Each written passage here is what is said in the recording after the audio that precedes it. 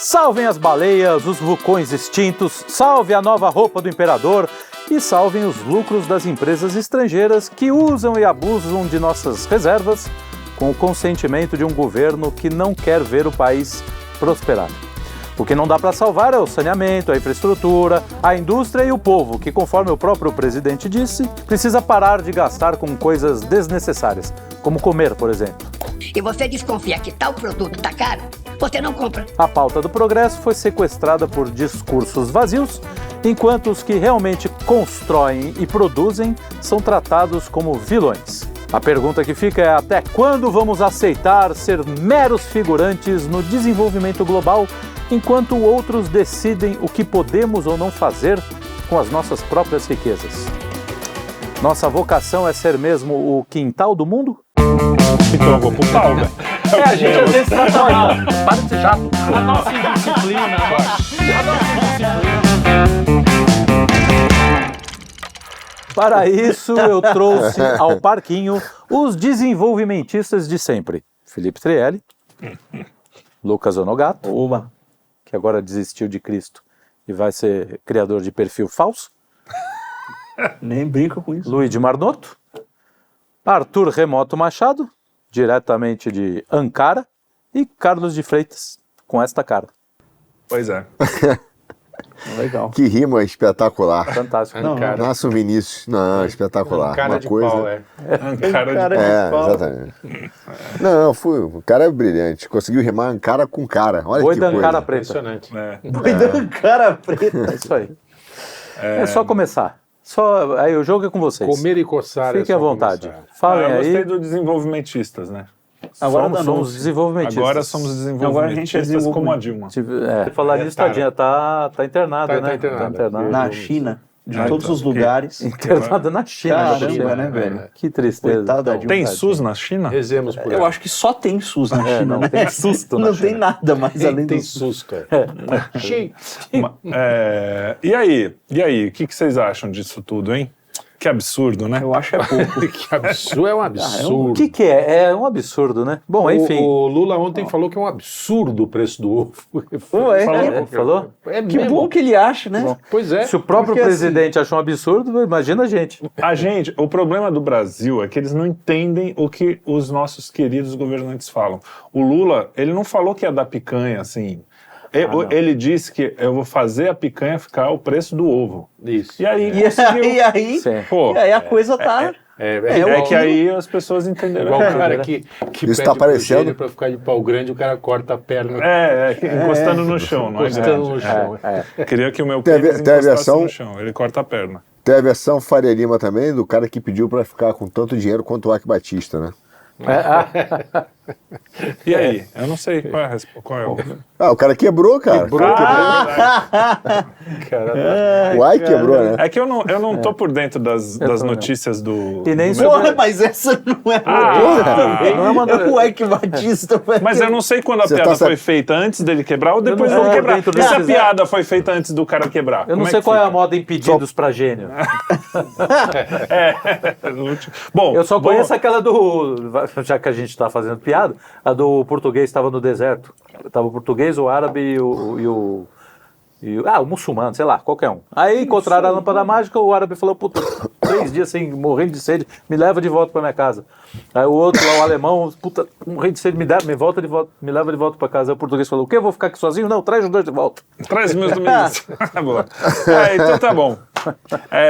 Muito é bem. isso. Depois Desse da preâmbulo... praça é nossa. Então, mas o que faltou no Brasil? Qual foi o problema? Porque aqui tinha uns índiozinhos legal, né? Tinha uns portugueses, gente Terra fina, em que tudo planta. que vieram aí, tinha uns meia boca, mas tinha uns que bem intencionados também. Tinha uns monarca, gente boa também. Tinha uns holandeses que expulsaram, voltavam. Tem gente que acha que seria melhor se ele tivesse ficado, mas aí também não vê o caso. Hoje eu já tenho dúvidas. Eu achava, mas hoje eu já tenho dúvidas. Aí tem toda essa discussão. Aí tem um golpe da República, mas é o seguinte: mesmo que tivesse uma dívida, é um país cheio de riqueza. Com gente que, pelo menos assim, das primeiras gerações, os caras vieram para trabalhar mesmo, né? Vieram querendo fazer as coisas acontecerem. Especialmente, né, cara, o cara não sai lá de Portugal, vem num navio todo ferrado, passa 40 dias no mar para vir aqui ficar coçando o saco. Foi Então, Era assim, bem mais. era o jato da época. Era 3 meses, eu acho. Mas o mais do que isso, né? Eu sempre gosto de fazer a comparação. Imagina hoje o cara indo para Marte, né? É mais ou menos a mesma coisa. Lua, vai. Se bem que o Kim acha que não foi, mas tudo bem. Independente disso, o cara indo para a Lua. É uma viagem que alguém já fez, dá pra ir e tal, mas é um negócio que não é qualquer Sim, um, é que o cara arriscado, precisa arriscar pra ficar lá morando ainda, Sim. né? Fora Então que tinha os dragões no meio. não se sabe. Agora, assim, São mesmo que os Jorge. caras lá deu o golpe da República, o cara era positivista, mas ele não queria destruir o país. Pô, o que deu errado? Não queria. Quando- Então, essa é uma boa pergunta. Qual foi, É uma qual boa foi a Como é que pode um país ser tão rico e ser tão pobre ao mesmo tempo? Qual foi o clique? Qual Por foi o que BO? Qual foi o BO? Eu acho. Tem Falta. vários. BOs não faltam. né? BOs não faltam. Primeiro, se você pegar o Gilberto Freire, que ele vai dizer que assim, as tensões sempre foram colocadas para debaixo do tapete, a gente nunca resolveu. Sim. Mas isso é uma coisa bem comum, eu vejo isso. As Em tensões todo mundo, inclusive nós. exatamente. É uma Nós, coisa meio do tá no brasileiro, nosso essa coisa de DNA. evitar o confronto, joga tudo para debaixo do tapete e vai vivendo a vida. Fala, Até a depois hora, revolve, deixa a vida me levar. até a hora que o vida confronto vem. E aí o cara não sabe como lidar. leva. Vem Você a junta realidade, isso, né? Não é nenhum confronto. Você junta isso uma elite insegura, uma elite que sempre foi insegura, sempre importou padrões de fora, né? Passa-se o tempo, vira tudo materialista. Cara, não, Eu acho que não estava tinha falando muito pra onde semana correr. passada sobre o Dom Pedro, eu até elogiei o Dom Pedro, e logo na sequência cheguei numa parte do livro que o cara caga tanto. Desculpa aí, Dom Pedro foi um bosta às vezes. Ele foi, mas assim, como tudo, né? Como todo existem, personagem. como todo personagem, especialmente desse tamanho, né? Especialmente a Dilma Rousseff. pô. Você tem nuances, né? Nas coisas você tem, o cara faz coisas boas, faz coisas ruins. E eu acho que isso é a mesma coisa. Às vezes a gente tem uma tendência de fazer o recorte, né? Os estrangeiros vieram e estragaram tudo. Pô, a gente tem a nossa responsabilidade também, né? Desde a época de Dom Pedro, eu estava até lendo, eu não costumo anotar nos livros, assim, porque eu esqueço, eu tô lendo, eu me divirto enquanto eu tô lendo, esqueço de anotar. Mas isso aí eu até marquei lá, que era assim, a Inglaterra, logo depois da independência, anos 1800 e perto de 30 ali, tinha tribunal específico para inglês no Brasil. Tipo, era diferente. A lei funcionava para o inglês de um jeito, funcionava para o brasileiro do outro. O próprio Dom Pedro, eu falo a Domitila, quando eu comecei a Titila, que ele chamava, Titila e Demonão. Olha que legal. Ele se auto-intitulava o Demonão. Isso é mais Brasil que isso, cara. Não dá. Isso é MC Demonão. Assim. E a Titila, ela era quase uma janja, cara. Assim, deslumbrada, metida com essas coisas. Falou Dava mal de pautite, mim. Ficava pautite, pautite. Dava pautite demais, era cheio de pautite. Não, Palpite. ficava palpitando. Se alguém mexesse com ela, o Dom Pedro acontecia uns negócios injustos pra caramba só porque mexeram com a amante dele. Depois ainda a Leopoldina morre na sequência. Essa é a Marquesa de Santos. A Marquesa né, de Santos, mais conhecida como. E aí a Leopoldina morre, super querida pelos brasileiros, parece ser uma pessoa muito boa. Então, assim, o Brasil tem essa mistura de um pouco de... O Dom Pedro me lembra muito o Capitão Rodrigo, ou o Rodrigo, filho dele, para quem leu Terra O Tempo e o Cambará. Vento. Então, essa coisa é muito... Tem muitos personagens brasileiros que são assim, se levam pelo impulso, se apaixona pela mulher lá, doida, e faz tudo por ela, e faz um monte de cagada. Ao mesmo tempo tem uma certa... você vê que ele queria um Brasil melhor, ele era um cara preocupado com o Brasil, tanto é que ele abre mão de ser rei, e ele vira imperador, que tem uma constituinte, enfim, isso é muito... tem muitas nuances. Por isso que eu achei engraçado o desenvolvimentista, que realmente, aí a gente defende uma coisa ali, os caras já botam no quadradinho. Né? Do desenvolvimentista. Mas aí você estava falando dessa coisa trágica, de se apaixonar pela personagem, odiar outra. Isso é porque você não olhou para a Argentina. Né? Mas é muito pior, aquela loucura. Os caras roubaram a mão da Evita. Da Perón, a Evita. E aí, Arthur? Que roubar a mão? Pô, eu tava pensando aqui, quando você falava dos pontos, eu acho que, infelizmente, é que você falou, tem tantos pontos que a gente podia setorizar, né? Por exemplo, falar só da questão econômica, por exemplo. Já merecia um cardápio aí de itens que justificam como a gente aceitou esse domínio estrangeiro, né? Eu li uma frase uma vez que eu uso direto, que eu acho que define bem o Brasil, que o Brasil é escravo das necessidades e refém das circunstâncias. Para mim, é uma das melhores frases que define a gente, porque você pega economicamente 3 eventos assim, próximo até da descoberta, né? Porque o da descoberta, vou dizer que eu acho que o que começa a dar uma diferença, assim, um salto, que o Brasil começa a ficar para trás mesmo é após a Revolução Industrial, né? E aí, logo depois, nesse período, 1900 até então o Brasil ia e tem a crise, né? A Grande Depressão de 29, e aí de 1929 você tem o problema da quebra dos grandes fazendeiros, né? Do Brasil, dos produtores de café, etc. Que então a gente estava numa fase de transição. Então você tem 29, você teve depois, alguns anos depois, 40 anos depois, que passa rápido, né? Você teve 70 e poucos, a crise do petróleo. A destruição, a destruição planejada aí da economia mundial, feita ali pelo Volcker, que aí vem a crise da dívida, e a partir daí a gente ficou refém de uma economia que é uma economia baseada em dívida. E a gente ainda não conseguiu, não houve essa capacidade. E no meio do caminho, da década de 50, quando começou a política desenvolvimentista na América Latina, houve então o movimento dos Estados Unidos, Fundação Ford, da turma do Milton Friedman, para implantar a teoria, né, da Escola de Chicago, baseado na doutrina de choque. Então, começa a ter uma ideia de você exatamente ser contra o desenvolvimento dessas regiões, e do Brasil principalmente também, mas da América Latina, e a partir daí vem a Escola de Chicago. E aí é curioso como esses caras começam a misturar mesmo, desde a década, depois da Segunda Guerra Mundial, ali a partir de 47, com o Dulles, como eu já falei, o que já falou, mas ele começa a dizer o seguinte: esse cara tinha 2 obsessões, né? A primeira obsessão era lutar contra o comunismo. E a segunda, ele entendeu que tudo aquilo que era contrário aos interesses das empresas americanas multinacionais era então favorecendo o comunismo. Então, se você pensar, é um discurso, é uma ideia que até hoje está nos brasileiros, até brinco nos brasileiros do Twitter. Você critica o interesse de uma empresa americana na região, você é chamado de comunista. Isso veio do Dulles, né? Então, você imagina, a força dessas ideias contrárias, né, a gente, são muito fortes. É curioso que até os americanos, o termo machismo, ele tem uma origem dentro do Serviço de Defesa de Inteligência americano, que era um termo utilizado para descrever o comportamento do homem latino-americano, que era um comportamento masculino tóxico que levava ao autoritarismo comunista. Então, e isso foi espalhado por aí, porque é o medo do autoritarismo latino-americano. Tá errado. E virou uma questão e virou um chavão do movimento feminista latino, inclusive. As feministas vão lá e usam machismo, que é um negócio...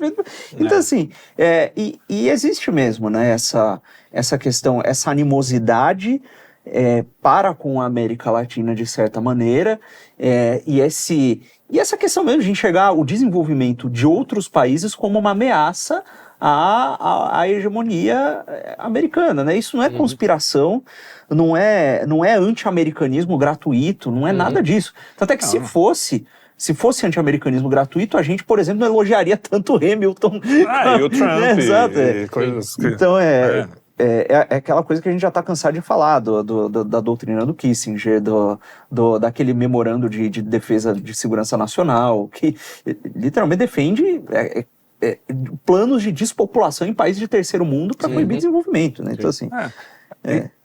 Fala, pode acabar. Não, então, existe essa pressão externa. Ela existe e não tem como negar, enquanto, a gente no Brasil não especialmente a direita, porque é engraçado que a esquerda enxerga isso muito claramente por outros motivos, porque eles são anti-americanos mesmo e acabou. Enxergava, né? Exato, enxergava. Hoje defende até o USAID. Exatamente.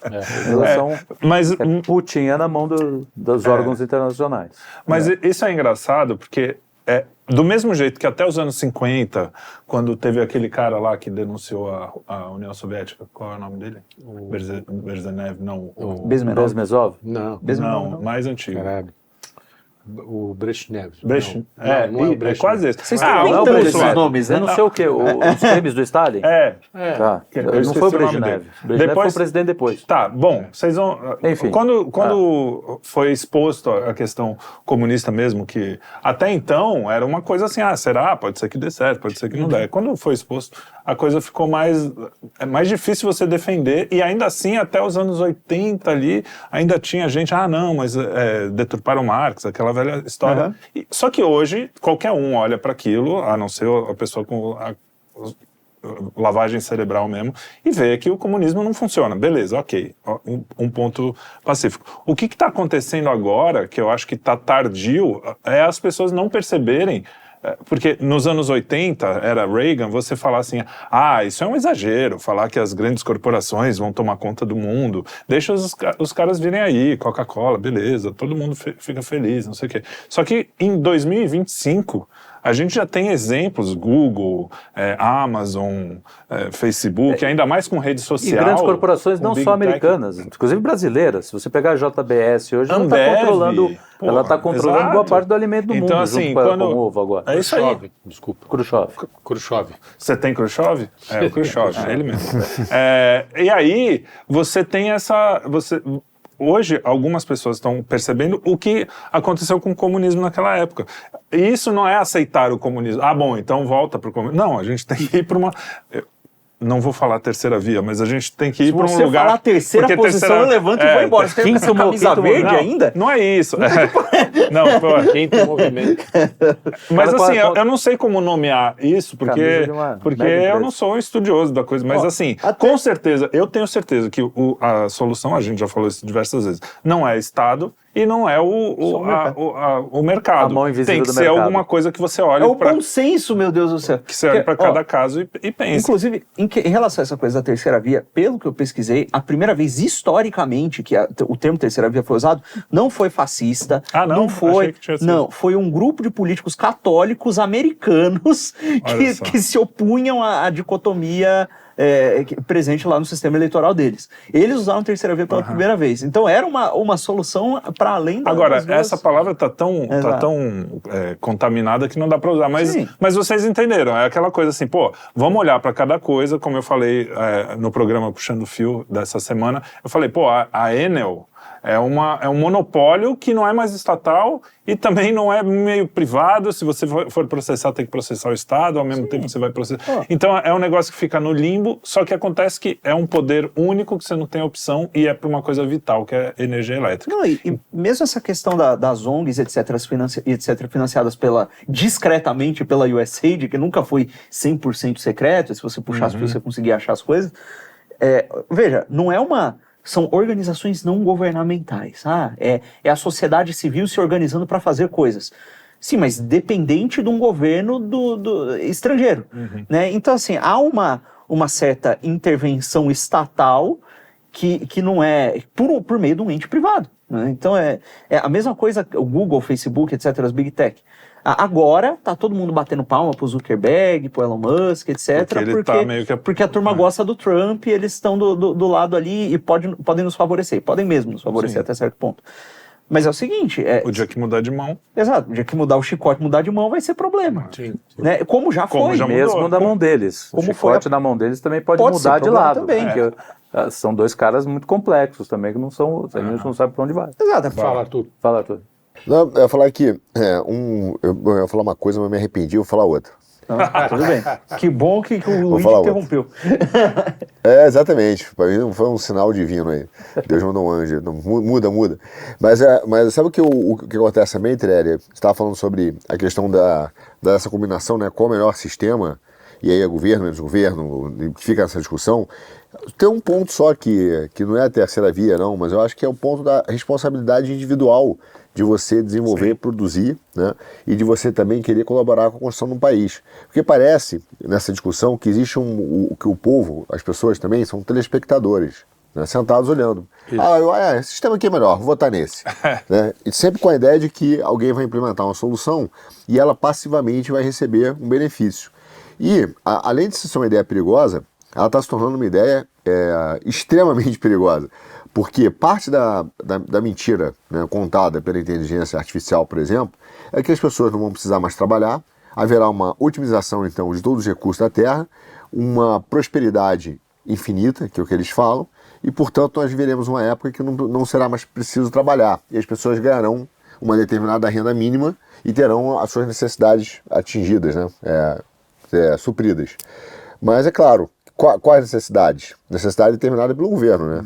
Aquilo que alguém acha que você tem direito a ter. Sim. O que você quer que você não tem direito a ter, você não vai ter. E como não vai ter trabalho, você não vai conseguir conquistar. Então, é uma ideia perigosa. Mas essa postura passiva de telespectador, eu acho que ela contribui muito também, até mesmo nessa questão política atual, de discussão de um melhor modelo de desenvolvimento do Brasil, porque sempre é alguém com a solução, mas nunca é a responsabilidade individual de desenvolver, dele mesmo criar sua prosperidade, entendeu? Mas aí tem um problema, né, Arthur? Mesmo que você tenha essa responsabilidade individual e a vontade de fazer, você tem tanto o Estado quanto as empresas. Eu vou dar o exemplo clássico pessoal. Eu tenho a minha empresinha aqui, que era pequenininha, não queria crescer gigantemente, queria fazer meu trabalhinho aqui tranquilo. De um lado, eu tinha o Estado me atrapalhando, né? Tomando mais de 20% do que eu fazia. E, por outro lado, eu tinha a Ambev, né, que não obrigava, mas a gente por um determinado momento você acha que uma hora vai entrar uma grana e você acaba quase pagando para trabalhar, porque tem leilão reverso, porque tem o mercado funcionando ali tranquilamente. Então, assim, mesmo que você tenha essa vontade individual, as coisas não estão colaborando, muito menos no Brasil. Eu estava andando na Paulista esses dias, passei ali e falei, caraca, abriu mais um sex shop enorme, daquele Exclusive, sei lá o nome, é uma rede de sex shop enorme, cara, enorme. Eu falei, cara, eu só vejo... Nunca mais eu vi abrir uma lojinha de sapato, sei lá, um negócio assim que não fosse uma grande rede. Nunca mais vi abrir um mercadinho que não fosse uma grande rede. Nunca mais... Você só vê baixaria, né? Você vê redes e redes, Oxo, Roxo, sei lá o que, em todo lugar. Então, cara, tem alguma coisa errada acontecendo visivelmente. Você vê assim, tem coisa errada. O cara que quer empreender, o cara que quer trabalhar, fazer o negócio, isso deve estar acontecendo no agro também, isso deve estar acontecendo em todas as áreas. Então, a questão é, não sei que força, se é internacional, eu acho que é internacional, nacional, é tudo, tem várias forças, que estão atrapalhando a gente de viver. E o quinto aqui, a gente busca justamente isso, solução pra gente poder viver nossa vidinha aí. Tira a bola do pé, né? Tira a bola de ferro do pé, porque tem muitas bolas de ferro, né? Exato. Que vem do Estado, que vem dos monopólios, que vem... E aí como é que o cara vai investir, vai empreender, né? Assim, pegar grana no banco. O banco... já é outro problema. Então, mas eu acho que é isso que o Arthur está querendo dizer. A responsabilidade individual não é só do povo, é também de toda tem que ser geral, né? Tem que ser da elite econômica, da elite política, da elite artística. Mas o grande problema é que essa galera... O povo também tem culpa, desculpa. O povo não é ponto passivo no negócio. Mas como assim? Como é povo, ele tem mais massa de manobra. Não, ele tem menos poder. Menos poder de ação. Sim, agora, eu acho que esse é o lance. Tem que ter uma responsabilidade geral que vem de cima. O problema é o seguinte, o Brasil, há muito tempo, tem um descompasso gigantesco entre o que é cultura e o que é economia. Então não adianta. Ou a gente consegue juntar isso. E quando eu digo cultura, eu não estou falando de alta cultura, desses fetiches da direita. Do dia a dia, de pensamento. Da direita. Cultura é a identidade nacional, algo que reflita o que é o Brasil. Porque você pega a nossa elite de esquerda ou de direita, ela não é de direita porque a direita é incipiente, mas a elite de esquerda vive um mundo absolutamente desconectado da realidade. O brasileiro sempre na teve. Cabeça dele uma ideia romântica, uma visão romântica de um país que ele gostaria que fosse, ele pensa daquele jeito, sempre dentro do mecanismo de ideologia, que nunca refletiu a realidade do Brasil, entendeu? E assim, aí a cultura vai ficando para baixo, a economia vai super valorizando, porque quando você não tem algo que você se apegue, você vai se pegar o quê? A dinheiro, cara. A pagar as contas. A pagar as contas, exato, a varanda gourmet, não sei o quê. Então, cara, não adianta, você vai precisar juntar isso aí de novo. Aí você consegue pessoas com responsabilidade individual. Senão não vai ter, cara. Que é um cara dentro dessa elite Exato, que vai falar assim, não, eu vou pô, chamar pra mim, exato. que nem o Dom Pedro, de certa forma, com todos os defeitos, alguns fez caras ali fizeram, não e só falou, ele, alguns caras fizeram. como eu tô lendo agora, eu tô meio obcecado com ele, mas é meio isso, e como até Getúlio, que a gente detona aqui, eu não gosto do Getúlio, o Kim gosta mais Também do que eu, não, mas não assim, fã, não. também, de certa forma, falou, com todos os defeitos, o cara chegou, falou, não, eu vou fazer alguma coisa que vai... Tem um projeto aqui. tem um projeto. O problema é sempre ficar na mão de um. Etc. É de um cara enorme. Então, exato, se não é? se é um Exato. grupo na elite tentando fazer alguma coisa, já começa a melhorar. Se é só que Exato. para isso os caras têm que começar a entender que tem coisa errada. O cara nem sabe. É o que você falou, tá lá na varanda gourmet, o cara tá lá feliz da vida. Tá tudo meio caro, tudo bem. Não, é essa coisa do conservador liberal. O cara é cristão, mas ele acha que tem que ser liberal. Né? O cara entrou lá e ele tá perdido. Não é maldade. É realmente. Também não acho que Fala aí, Arthur. Ô, Trelli, não é só, por exemplo, o cara que você falou, o cara do mercadinho, não, por exemplo, né, que abre o pequeno, médio empresário.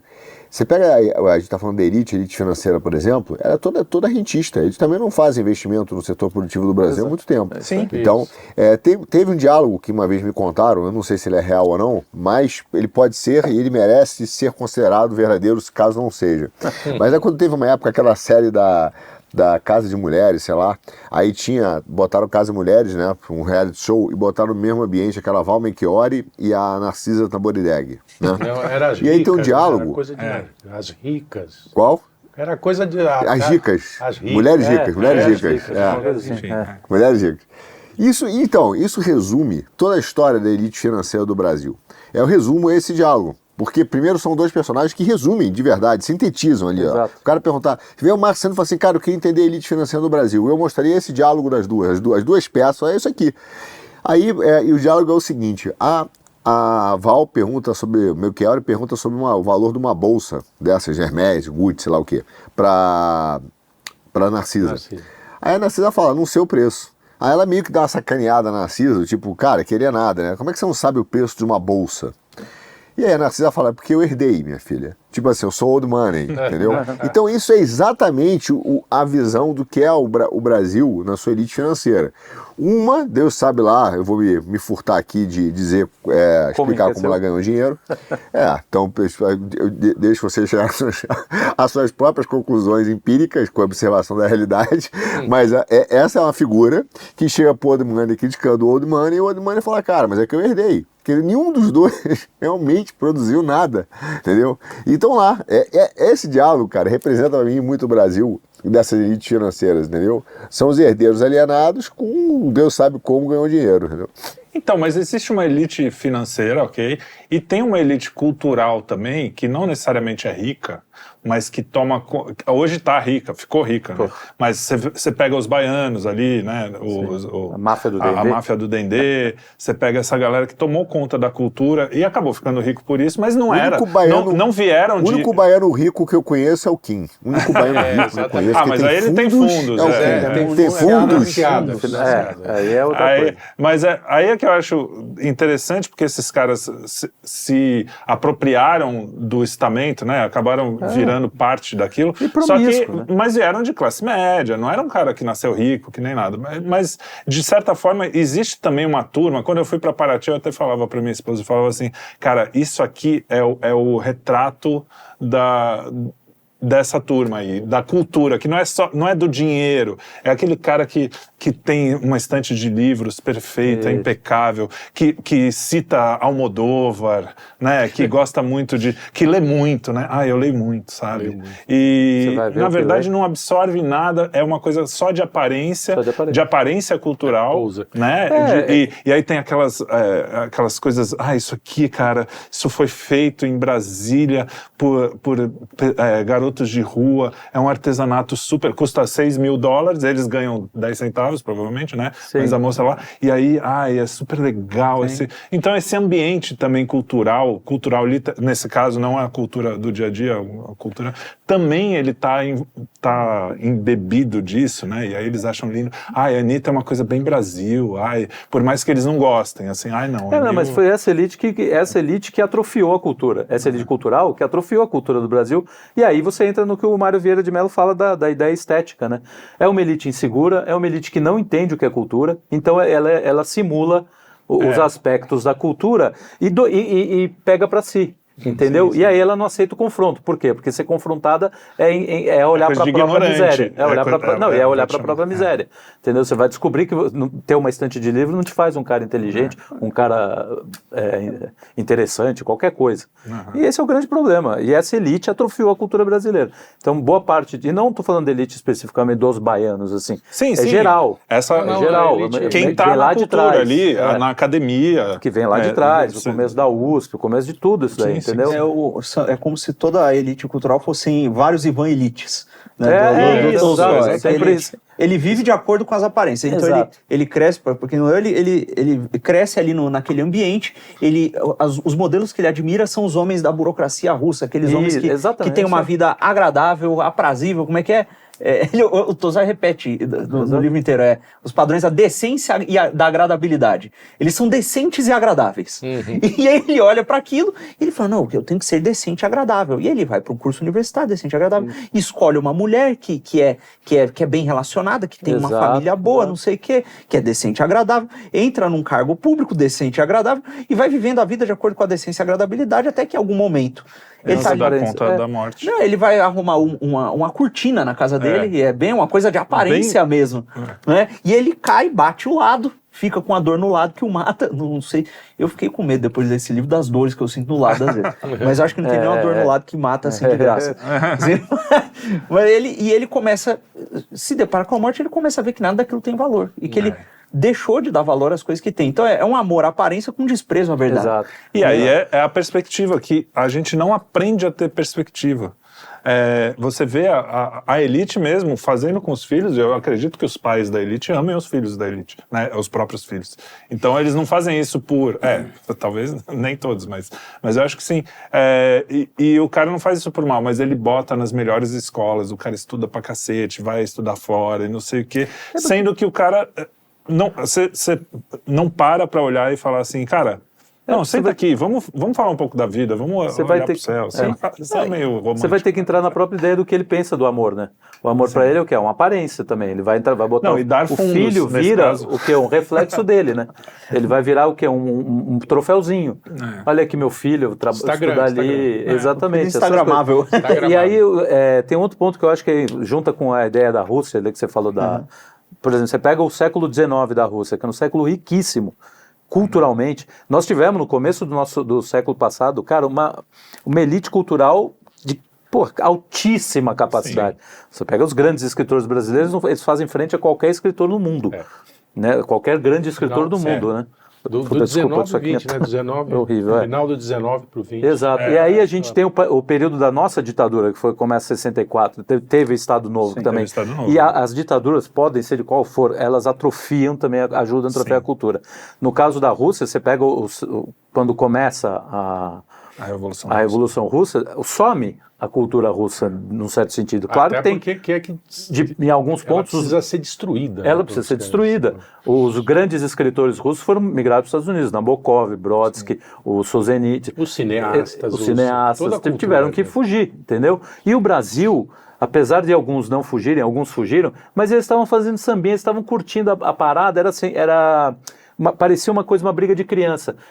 Ele tá mandando, eu vou só... Então, assim, essa cultura virou uma espécie de briguinha infantil entre dois lados. E a cultura genuína sumiu. A cultura de verdade... Ficou diminuída, né? Ficou completamente... A discussão, e isso é uma coisa que o Arthur escreveu. Eu acho que pra mim isso tem tudo a ver, desculpa, só pra terminar, tem tudo a ver com o nosso atraso, cara. O nosso atraso é esse. O Arthur escreveu um tweet... E eu fiz um roteiro que o Arthur não grava nunca, né? E aí eu tive que Vou gravar agora. Não, já foi. Esse não grava, esse eu já gravei. Mas baseado no tweet dele, e que fala exatamente isso. Pô, a gente está discutindo coisas aqui, mesmo a questão da denúncia do Bolsonaro, tudo bem, vamos tirar isso para não ficar tão político. Mas está discutindo o vibrador, a gente mesmo repercute isso, tá? Eu não estou falando que a gente está fora dessa situação. Até porque isso é real. Faz parte da cultura. O vibrador da filha da Cláudia Cláudia Raia. Isso mostra não exato. sei o quê, o Oruan e não sei o quê, enquanto, cara, a China tá botando inteligência artificial pra galera aprender a usar, não é o que vai substituir o chinesinho. Você vai aprender a mexer nesse negócio porque você vai mandar no mundo. O J.D. Vance tá lá na Europa fazendo discurso que nada mais o Cleveland até fala, é quase um discurso infantil. Há 20 anos, todo mundo ia falar, pô, esse cara aí, né, tá falando o óbvio. Falando do óbvio, Não, exato. mas hoje virou uma coisa que até a direita fica, de certa forma, pouco assim, escandalizada, nossa, né? mas que exagero também, não é assim. Cara, o cara tá falando um negócio óbvio. Então enquanto a gente tá, essa discussão que você falou mesmo, provavelmente no Brasil manteve esse... diminuiu a visão do mundo Isso, exato. e a discussão ficou pequena. Não que algumas coisas dessas não sejam importantes de discutir, só que a gente está deixando para trás a tá discussão reduzindo grande tudo, para falar né? assim, o que vai ser dos filhos do Brasil, dos meus filhos, Então, né, Trelli, é que eu acho que o povo... dos nossos filhos. Quando eu digo povo, eu diria até a elite brasileira. Porque eu queria fazer um corte aqui dessa vez, porque, contado, o povo é muito reflexo e consequência dessa má escolha das elites também, né? E a elite brasileira, talvez uma das grandes coisas boas que aconteceram com a internet e com o surgimento de uma direita mais crítica, gozadora mesmo, né? É começar a apontar como eles são jeca, né? Como eles são ridículos. E é isso que irrita eles, né? Isso entrou pela esquerda, pela elite, mas a esquerda, né, pelo Caetano Veloso, por essa turma, pelos globais. Então começou pelos globais, começou ali pela galera da arte e tal, foi migrando para os intelectuais, entendeu? E finalmente eu acho que esse movimento chegou na elite financeira, porque até você pegar até mesmo a crítica da direita uns 2 anos atrás em relação à Faria Lima era muito pequena, né? Então começou a chegar na Faria Lima e tá pegando a elite como um todo. Então você pega a elite mesmo financeira brasileira, ela se acha muito competente, né? Ela se acha culta, ela se acha Exato. intelectual, ela se acha humanista, tudo que é ela se acha, porque ela não é nada, né? Então, só que ela acredita, né, nesse negócio. Então, eu acho que o papel agora nosso, por exemplo, é debochar desses caras mesmo. Sim, porque perfeito. debochando deles, ridicularizando eles vão entender o quão jeca eles são. Porque parte dessa discussão que surge dali não é só culpa da Globo. É porque a elite, claro que ela também tem culpa, né? Não só. Sim. Mas é porque a elite bate palma e acompanha. E aí você não tem uma discussão, por exemplo, que é aplaudida no meio dessa turma, de gente que quer investir, por exemplo, em inteligência artificial para fazer, como eu botei no Twitter lá, fusão nuclear. Não tem. Entendeu? O cara está preocupado em ganhar dinheiro num negocinho qualquer, para tirar uma boleta, para ir para Miami, para comprar coisa, entendeu? E para poder mostrar e deixar a vizinha de porta dela com inveja. Entendeu? Esse é o resumo da elite também. É uma elite muito vazia, né, cara? Muito jeca. Muito jeca. E é uma coisa que é o seguinte, você vê que quem ascende ao poder, né, tem aquela coisa do Hayek, liberal. O Hayek, ele falava que na democracia, né, é antidemocrático, isso pode. O Hayek, ele fala que na democracia ascendem ao poder os piores, né, e aqueles que mais sabem mentir, etc, etc. Dentro do regime que a gente tem atualmente... Não é o caso do Brasil, que a gente tem um presidente, por exemplo. Mas beleza. No caso do regime Imaculado. que a gente tem atualmente, com essa questão da financiarização, eu não diria que são nem os piores. São os que melhor conseguem reproduzir a aparência de quem é dono do... a aparência agradável a quem é perfeito. dono dos meios de ação. Porque, veja, mesmo no mercado, o Arthur tá falando aí, o cara não quer investir em inteligência artificial para fusão nuclear e tal, não sei o que, ele quer ganhar dinheiro. Mas como é que ele quer ganhar dinheiro? Ele quer ganhar dinheiro fazendo com que a empresa dele reproduza os chavões do que está sendo dito lá no Fórum Econômico Mundial, do que está sendo dito lá no negócio. Então, assim, qual é a moda agora? A moda do mercado, tá todo mundo falando que o negócio é o ESG. Aí o cara vai lá, então eu tenho que implementar isso aqui na empresa. Não vai dar certo. Implementa aí. Implementa aí. E implementa aí por quê? Porque nego implementou o score lá de não sei o que dentro da bolsa, né? Que Ele tá também pensando paga no score, um pedaço não no desses resultado. caras. Isso aí. Exato. E aí vai ter gente que vai pôr dinheiro nesse negócio. Sim.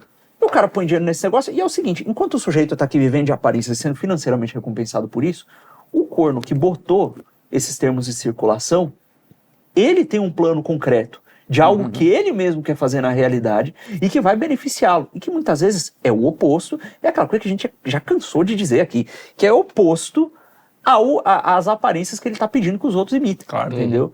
Então vira um jogo de imitação. E eu acho muito curioso como isso tudo replica, de certa maneira, um comportamento que é semi-religioso. Porque é o seguinte, você tem dogmas Sim. e uma conduta que o sujeito imita, né? É uma das leituras devocionais mais populares da cristandade nos últimos séculos. É uma coisa muito tipicamente católica, é a imitação de Cristo, né?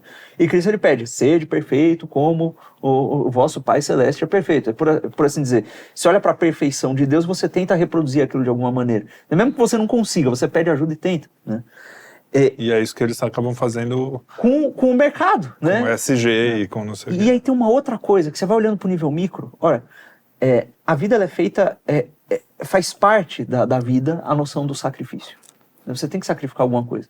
Isso é tão verdade, mas tão verdade, mas tão verdade, que para reconciliar o ser humano com Deus, foi necessário um sacrifício, que é o maior sacrifício, que é o sacrifício do próprio Deus que se faz homem, enfim, e se sacrifica. O homem moderno tem uma aversão Ao sacrifício. a ideia de sacrifício, só que não é uma versão verdadeira. Ele tem tanto medo do sacrifício que ele sacrifica o que é mais importante, Isso. que é o amor à verdade, pelo perecível. Perfeito. Pelas coisas que são mais absolutamente Pela perecíveis. Boa homiliada de hoje. Não, Excelente, mas gostei. perfeito E aí mesmo. você olha pro Lula. Cara, veja, o Lula não começou desse jeito. O Lula, ele era líder sindical e tal, não sei o quê. De repente, nego leva ele pro diálogo interamericano. Isso aí. E ele conversa com os caras. E ele vê que, Mete um epa, Hermê. aqui eu vou ter mais beijação. Aqui, Para as coisas egoístas que ele tem para ele Exato. mesmo, né? E às vezes ele pode até ter pensado, tem aquela coisa dentro da esquerda de a burguesia nos venderá a corda com a qual nós vamos Isso, enforcá-los, né? Mas aí de repente o cara entra ali no meio, ele começa... Gosta do jogo, né? Porra, vinho caro, todo mundo acende seu cigarro. Não, e o próprio pessoal do foro, você começa a notar que eles vão tem aquela coisa teórica da esquerda, a questão da própria ascensão do Foucault, da queda da questão da pauta econômica, da mudança para a pauta sexual. Entra vários jogos ali, não é uma coisa totalmente maquiavélica, assim, não. Sim. Eu vou me vender para o sistema agora. Sim. Mas quando você vê, no longo prazo, o que o sujeito, o líder sindical, que construiu as bases do partido com a teologia da libertação, que é a instrumentalização da religião, que fez e aconteceu, ele está reproduzindo o discurso da ONU, né? do Fórum Econômico Mundial, e está dizendo que vai pedir ajuda para o companheiro Biden para regulamentar os aplicativos de entrega. E aí a gente entra nesse assunto que, na verdade, deveria ser o assunto central de hoje, mas até que foi para um Só para lado resumir o que ele fala. falou, mais ou menos o seguinte: a elite brasileira desistiu de imitar Cristo para imitar Paris Hilton. Exatamente. É isso aí. É mais ou menos aí. isso, né? Uhum. É para imitar essa vida absolutamente... Sintetizou. Inclusive, desculpa, só concluindo, desculpa interromper, mas o Olavo até falava, ele falava, olha, teve essa coisa do pessoal, entrou o Gramsci na moda, essa coisa da infiltração, da ocupação dos espaços e tal, não sei o quê. Os caras ocuparam o espaço. Ocuparam o espaço, só que eles não se tocaram que são eles a elite agora, que eles são parte do estamento burocrático. Sim. Eles não sabem o que fazer. O que o cara faz? Bom, ele reproduz o comportamento que vai fazer ele continuar lá. Exatamente.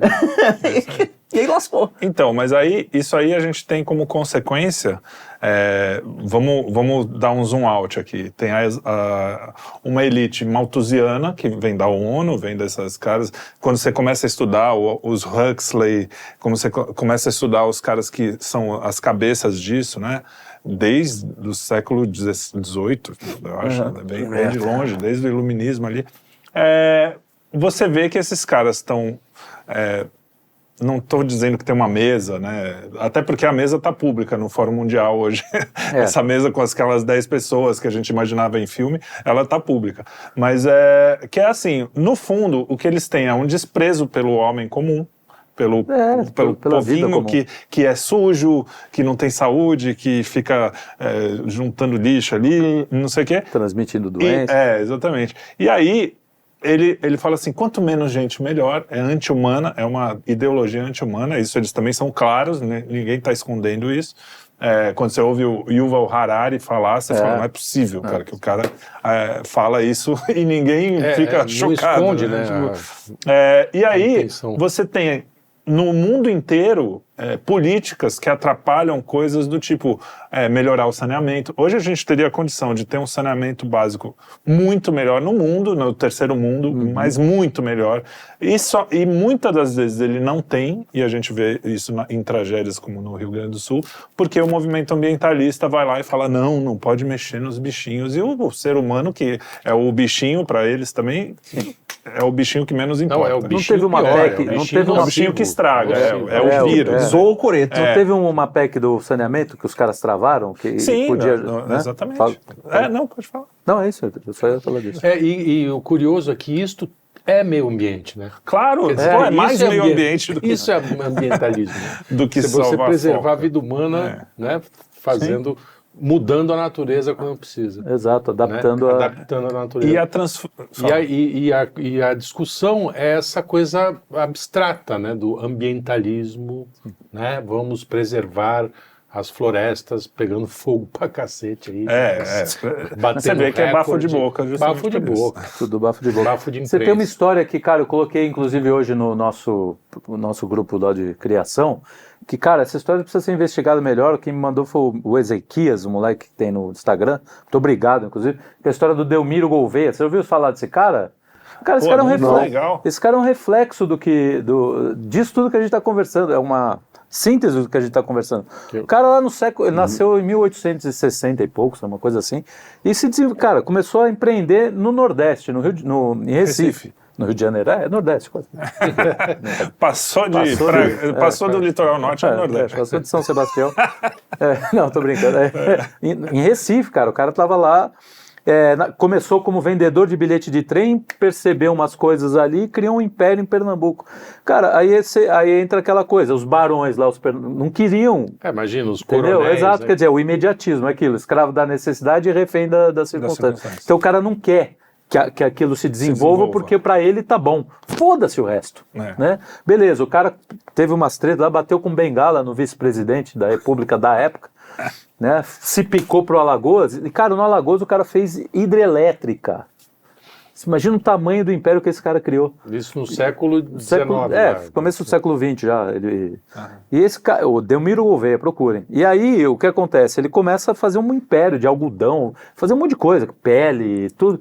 Isso começa a ter problema com a Machine Cotton, uma firma inglesa, que começa a boicotar de qualquer jeito. E mesmo assim o cara peitando. Resumo, foi assassinado. E foi assassinado, sei lá, 3, 4 anos depois, essa Machine Cotton compra as empresas dele e, cara, os caras destroem na picareta as máquinas do cara. Pois é. Tipo, não tá preocupado com o desenvolvimento. Então, cadê a elite brasileira que falou, não, cara, esse cara, ele pode modificar. O Nordeste hoje seria outra coisa, se esse cara tivesse conseguido desenvolver o projeto dele. Mas não, tem uma elite tacanha, mesquinha, que não quer perder tanto privilégio. Nacional quanto internacional, Exato, que muitas vezes não quer se juntar, e aí e deixa uma firma de fora fazer o que quiser, inclusive, acobertando assassinato. Então, cara, não tem muito por onde correr. Como é que a gente vai fazer? Aqui porque esse nome eu ouvi muitas vezes em algum lugar. É uma rua ali na Ana Rosa. O Delmiro Gouveia. Delmiro Gouveia. Virou rua, Falei, coitado. Então não é porque eu estudei, não, é só ouvir a rua. Mas é engraçado que essa visão da elite pro povo, a rede social, a gente sempre, até tinha uma brincadeira que falava, como é que popularizou? Tinha um nome até. Inclusão digital. Inclusão digital. Que aí via aqueles vídeos bizarros, né, do povo. Mas por um lado, eu me coloco como essa... Inclusão digital para mim é muito pornográfico. Eu me coloco nessa turma que via o povo como um ente meio místico e que estava lá nas músicas do Chico Buarque, não até sei hoje, o quê, né? Os caras... Né? Não, mas Brasil eu digo, profundo, eu tô me colocando, eu me colocando como esse cara. Tá. Porque meu guri, né? Aquelas coisinhas exatamente. meio E quando panfletárias. começou a internet, e o próprio Bolsonaro, quando apareceu, eu tive aquela coisa de elite mesmo, de falar, e olha que eu não era elite financeira, estava longe nojinho. de ser, mas... Mas assim, é parte de uma elite cultural, sobretudo, né? Aí eu olhava assim meio de cima, assim, isso é chato, né? Esses caras aí fazendo essas coisas de pobre. né? Você não concordava necessariamente com pobre. a Marilena Chauí. Que a classe média essa gente. E aí, de repente, você começa a conhecer, e começa, por causa da rede social, até a conversar diretamente com os caras. caras e falar. E aí você fala, cara, uns caras, às vezes, muito mais inteligentes que meus amigos, que ficavam lá, lendo livrinho de não sei o quê, de não sei o que lá. O cara tem uma visão de mundo muito mais ampla, né? Aí a coisa dos religioso, aquela mente tacanha, vou ver, os caras têm uma mente muito mais ampla. Então a rede social ferrou com essa galera, de certa forma, né? Porque eu só tô aqui e vendo tudo isso que eu consigo ver hoje por causa da rede social, senão eu seria um desses aí, com certeza eu ia estar lá em Paraty, no ateliê de alguém, achando super lindo, tentando, me ferrando para pagar o dinheiro. Engraçado, isso pode ser também até um processo dessa crise, porque o Walter Benjamin falava que uma das crises da modernidade foi a perda da aura da obra de arte. Da arte. Sim. Porque a arte até então era algo que, cara, você tinha que estar presente ali, né? Você não tinha reprodução. Técnica, mesma música, né? Mesma As pessoas esquecem que tinha que ter alguém que soubesse tocar, não era industrial. só... Então ele fala dessa perda da aura, da popularização, enfim, não no sentido de democratizou, piorou, não, mas é no sentido de que você perde essa grandeza. E a elite, ela perdeu essa grandeza. A aura da elite sumiu, está sumindo. As pessoas estão vendo a realidade mesquinha e idiota dessa gente, entendeu? Do cara que é publicitário, do cara que trabalha na Ambev, que faz carreira no mercado financeiro. Essa gente jeca. É jeca. É tudo jeca. Daí a tentativa de cercear as redes sociais, né? Não, os caras falam, porra, esses caras estão ferrando com a nossa aura. Exato. Isso, aí é que tá, a rede social, a gente tende a falar assim, não, os caras querem controle político, não sei o quê. Tem também uma coisa mais mesquinha do que isso.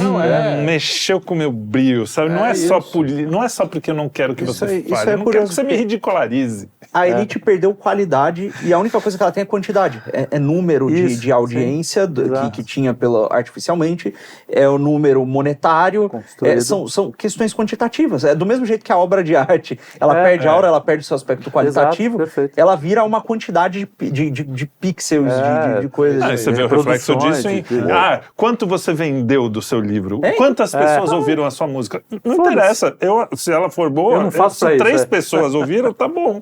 Se ela for ruim, pode vender 1 milhão que eu vou ficar com vergonha, entendeu? Fala aí.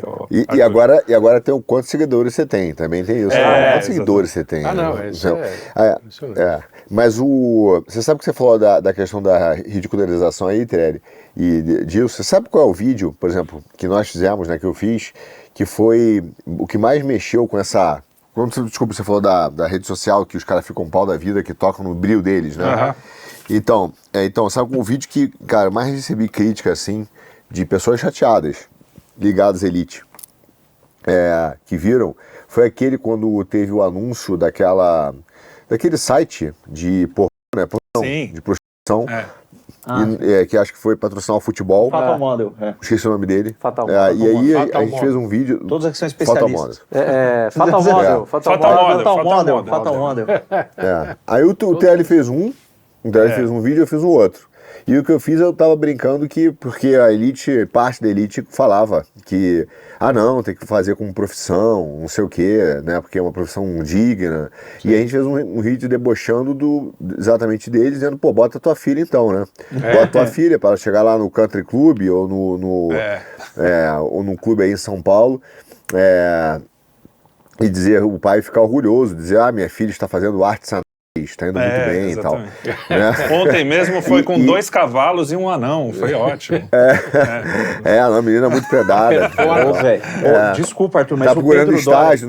O Pedro Dória comentando... Cara, eles sentiram muito isso, cara. O cara sentiu muito, eles sentiram muito, porque isso ridiculariza algumas coisas. Não só de que ele mostra como a elite quer que o povo que se prostitua, né, para ser uma parte de diversão para eles, mas também que no final das contas, ali também tem uma crítica dizendo que, na verdade, a grande produção dessa elite, as filhas, né, uma grande maioria deles, já são criadas para ser prostitutas, só que de luxo, porque eles se casam apenas para continuar mantendo um padrão de vida, entendeu? Então ela não olha pro cara e fala, esse cara, ele tem virtudes e caráteres, um caráter que eu admiro. Não, esse cara pode continuar me proporcionando eu comprar minha Balenciaga, eu comprar minha Chanel, então é um cara que eu vou casar. Então foi uma crítica que a gente fez, cara, eles sentiram muito, porque tocou no âmago dos caras ali, cara, como é que você fala isso de mim, entendeu? Deu aquela feridinha no ego deles. Isso. Assim, Porque a Quem gente é você, né? foi um espelho. Foi um espelho, né? Um espelho do que os caras são. E o isso espelho não é é de aquela história, agora, o cara não. quer se ver bonito, o espelho quer se ver bonito, mas o espelho mostra as imperfeições, né? Citando, já que a gente falou, Narciso acha feio o que não é espelho, né? Eita. Aí, ó. Vai lá. Mas isso não é de agora, não. Essa ideia desses casamentos arranjados no sentido, é o amor, mas é o amor da elite. O cara não vai, você não vai ter essas coisas, isso aí não é de agora, não. Essa Não. criação para produção de luxo, já, ó. Pô, É que os dois lados. Depende, os viu? dois lados. É engraçado que a gente, Não. um dia desse a gente estava falando isso, que São Paulo, por exemplo, tem muito mais isso, né? Que são as nichos. as bolhas fechadas que aí se casam entre si lá e tal. Opa. Em cidade de praia, o Arthur há de concordar comigo. Não, tô falando mais um. Isso é mais promíscuo, digamos assim, o cara porque a praia porque é democrático. Mas você sabe que não é mais. mas não- Você sabe que mais já ou menos. foi. Mais Sabe ou que já menos. foi. Mais ou A menos. praia É nos impressão. anos 80 era mais democrática nesse sentido, porque o cara morava em Santos ali e realmente era todas as classes. Hoje você não vê mais isso, cara. É. Hoje o cara vai mais pra pra praia, o cara vai pra praia, tem o cantinho da galera mais cult, tem o cantinho da farofada, sempre teve um pouco, Tudo né? virou bolha. Mas aí o cara vai pra praia no litoral norte, o outro vai pro litoral sul, que tem menos grana. Eu vou te dar um exemplo. Vou te dar um exemplo que acontece no Rio, e que é fácil de averiguar, mas eu vou te falar o que tem por trás também dessa questão da praia. Mas se você for em São Conrado, por exemplo, eu morei em São Conrado, estava no Rio, e é um fenômeno muito doido. Você tem um antigo hotel nacional, que aí acho que ainda é um hotel nacional. Mas não e aí existe tem a mais, turma tá em ruínas lá. Então aí tem ali, e aí você tem a turma ali da Rocinha e tem a turma do Vidigal, né? Isso. E quando eles vão para a praia, eles ficam concentrados, e é uma cerca imaginária, tá? Um pedaço da praia, altamente concentrado e povoado, tipo, aqui é a nossa área. Você anda alguns metros depois, você vê isso da janela perfeitamente. Cara, dá uns metros depois, parecia que tem uma linha imaginária, a partir daí não tem ninguém, totalmente vazia para lá.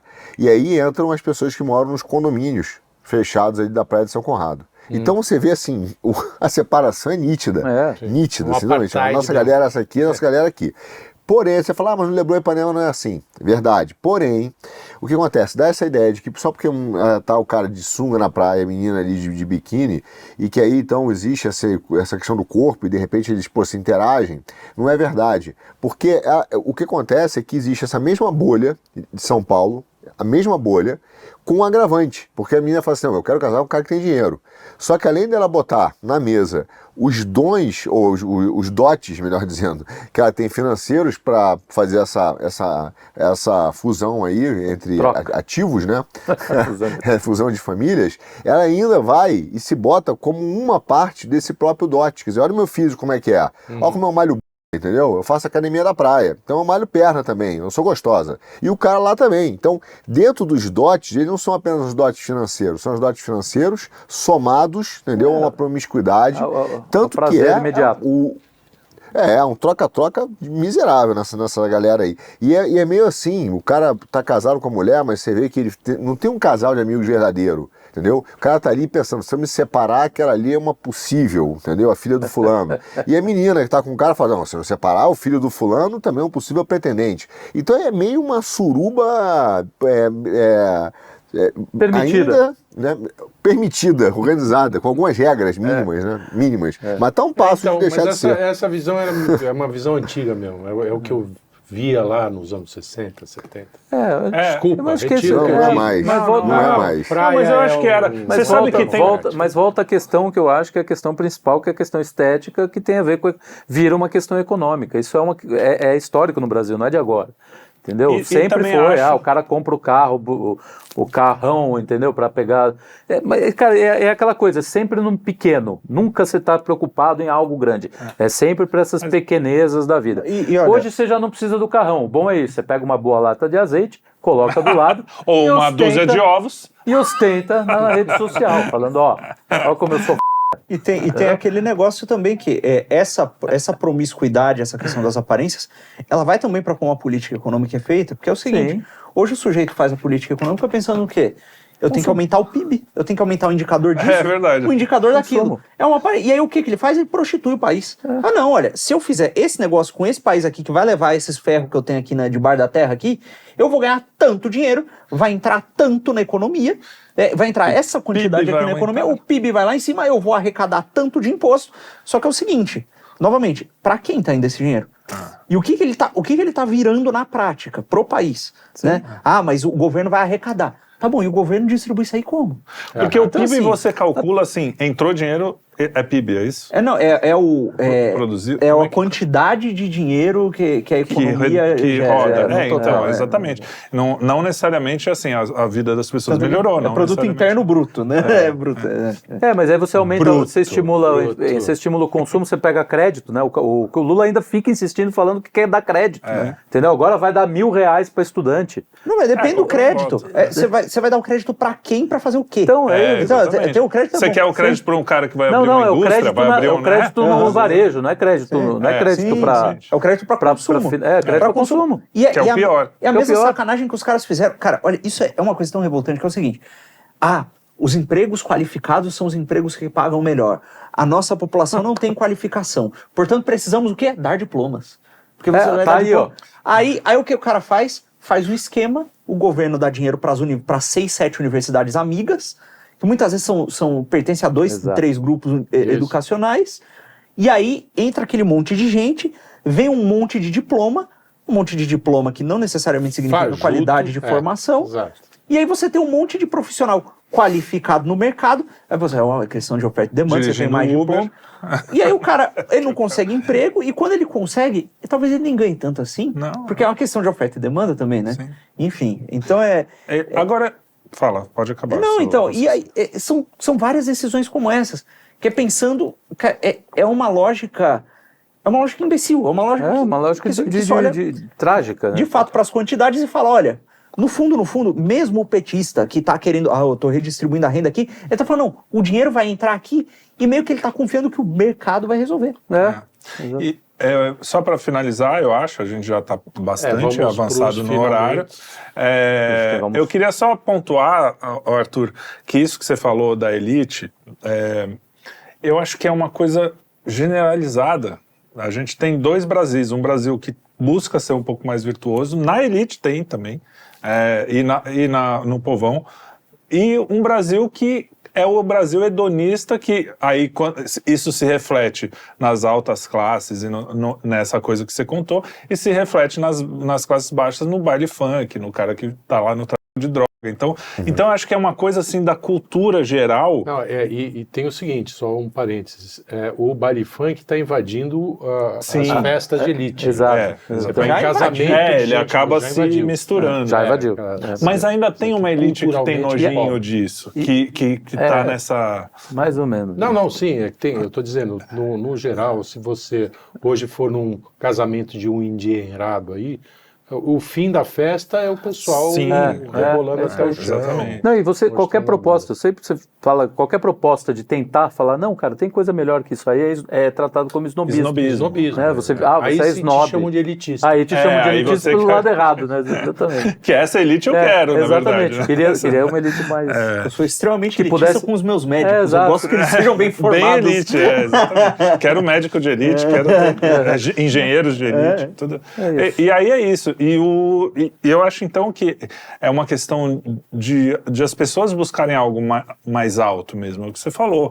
Se a gente continuar, isso vem de sempre, e aí volto para o Dom Pedro de novo, só para fechar a minha obsessão aqui no programa. Quando ele buscava, e você vê essa dicotomia no próprio cara, numa pessoa. Quando ele buscava o alto, ele buscava sinceramente, e ele ia lá e fez coisas maravilhosas por causa disso. Quando ele buscava, quando ele deixava-se dominar pelos baixos, ele fez um monte de cagadas, só que ele tinha poder, né? Então as cagadas realmente refletiam na vida da sociedade. Quando você é uma pessoa, você tem que buscar isso também para que a sociedade inteira mude de alguma forma. Nosso amigo João Filho, nosso grande amigo, poeta, um dos grandes poetas desse país, ele tem uma tese que ele fala das 6 direções do ser, e ele cita 2 poetas, por exemplo, que abdicaram disso. Por exemplo, o Vinícius de Moraes, o começo da carreira do Vinícius de Moraes, ele fazia aqueles sonetos profundos, meio lunares, assim, aquela coisa meio obscura. Transcendente, né? Totalmente transcendente. Deus, era né? belíssimo. E aí o cara faz o quê? Ele esquece a dimensão alta e fica o quê? No baixo ventre, no sambinha, não sei o quê. Acabou, destruiu com a Sambinhas própria... muito bons. Muito bons, mas cara, não chega... Ele mas poderia... tá no baixo o ventre, que ele né? poderia ter feito, né? É aquela coisa do se abdicar. E o Drummond a mesma coisa. A obsessão pelo mundo erótico pro Drummond foi o que tirou ele do que ele tinha de grande, de enxergar o todo. Mineirinho.